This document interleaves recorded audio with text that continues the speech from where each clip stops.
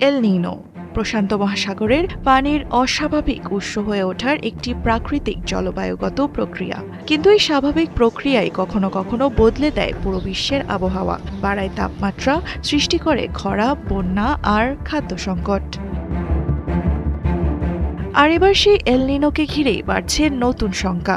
আবহাওয়াবিদদের আশঙ্কা, প্রশান্ত মহাসাগরে দ্রুত শক্তিশালী হয়ে উঠছে একটি সম্ভাব্য সুপার এল নিনো, যা হতে পারে ইতিহাসের অন্যতম শক্তিশালী ঘটনা। সাম্প্রতিক তথ্য বলছে গ্রীষ্মমণ্ডলীয় প্রশান্ত মহাসাগরের সমুদ্রপৃষ্ঠের তাপমাত্রা স্বাভাবিকের চেয়ে প্রায় 0.5 ডিগ্রি সেলসিয়াস বেড়েছে। সমুদ্রের নিচে জমা হচ্ছে অস্বাভাবিক উষ্ণ পানির বিশাল স্তর। বিজ্ঞানীদের মতে এটি এল নিনো শুরুর গুরুত্বপূর্ণ ইঙ্গিত। যুক্তরাষ্ট্রের নোয়া বলছে জুলাইয়ের মধ্যেই এল নিনো তৈরি হওয়ার সম্ভাবনা প্রায় 80%।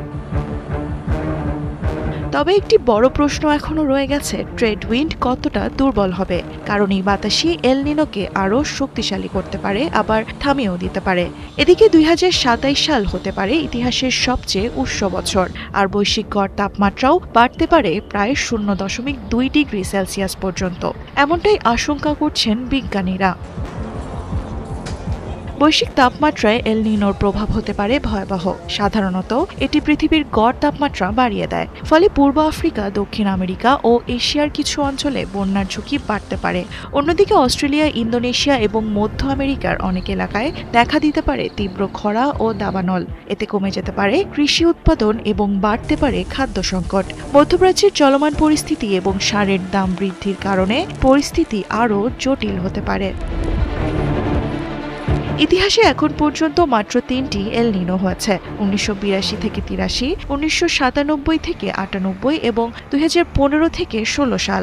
তবে বিজ্ঞানীরা বলছেন প্রতিটি এল নিনোই আলাদা, আর এখন পৃথিবীর আবহাওয়া এতটাই বদলে গেছে যে 20 বছর আগের অভিজ্ঞতা দিয়ে বর্তমান পরিস্থিতি পুরোপুরি ব্যাখ্যা করা কঠিন। ফলে জলবায়ু পরিবর্তনের এই পৃথিবীতে একটি শক্তিশালী এল নিনো আগের যে কোনো সময়ের চেয়ে বেশি বিপজ্জনক হয়ে উঠতে পারে। দেওয়ান মুবাশশিরা হোসেন, 71।